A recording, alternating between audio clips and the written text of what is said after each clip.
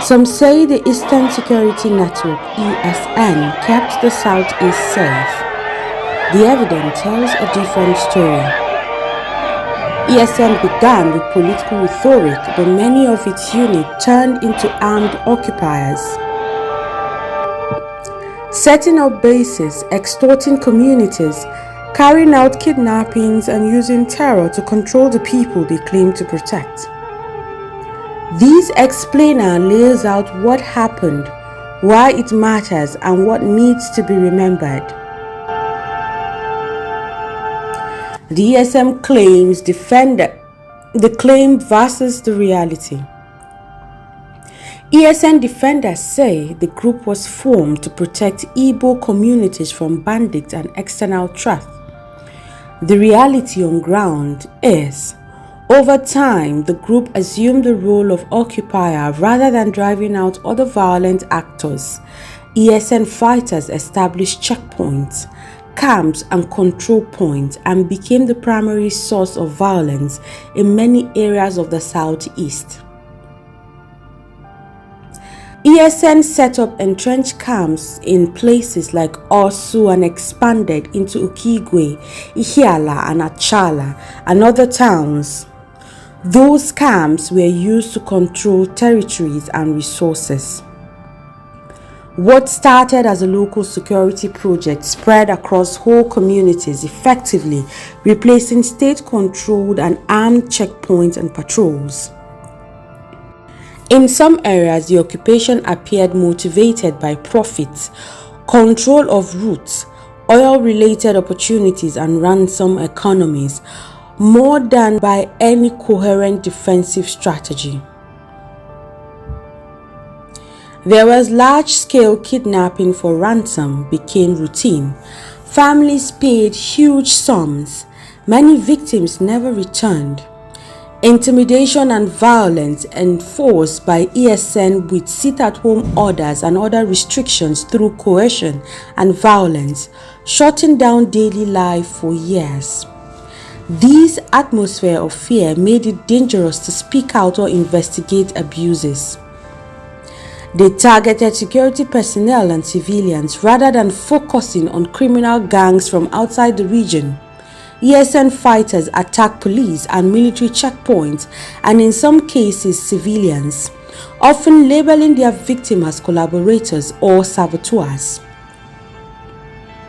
There are numerous audio and video materials in circulation, broadcasts, claimed mission briefings, and captured confessions that document commands, celebration of attacks, and admission of criminal acts. Some arrested fighters have confessed to killings, kidnappings, and other abuses and have identified orders that originated from their commanders. Who say no gonna go kill Igwe? Chisom. Now I say more like kill Igwe. What can Igwe do when I will now want killer? I don't know, now send me. Okay, you now send you to go for operation. Okay, why when I born in police station? Now still send. Yes, sir. So who be the person who originate that burning of Igwe Unado filling station? Okoro. Then who be the main person who carry the axe when Una reach Unado for burning of the filling station? Duri from where? Agobeji. Duri from Agobeji. Families have been broken, breadwinners killed or disappeared, and communities economically crippled. Markets, schools, and social life were disrupted. The trust that hold communities together between citizens and institutions have been seriously eroded. Fear replaced civic life. The forced silence and intimidation undermine cultural practices and civic expression, turning public life into an environment of submission and suspicion. Defense implies protection of civilians and community security, but the occupation implies control, extraction, and imposition, By establishing bases, extracting ransoms, enforcing lockdowns, and targeting their own people, the group acted more like an occupying force than a community defender. Who bears responsibilities? Those who planned and ordered operations, foot soldiers who carried out abuses, apologists and funders who cheered, justified or financially supported these actions. All of the above share a responsibility for the harm done to Allah Igbo. The land and its people keep the record of what happened. Language, ritual and community memory will carry those losses forward. Calls for justice are not about partisan politics alone. They are about accountability to the people and to the land. The phrase "Unaga aku anyi ugwo ya," you will pay our due, captures a demand for reckoning rooted in local moral force. How to move forward?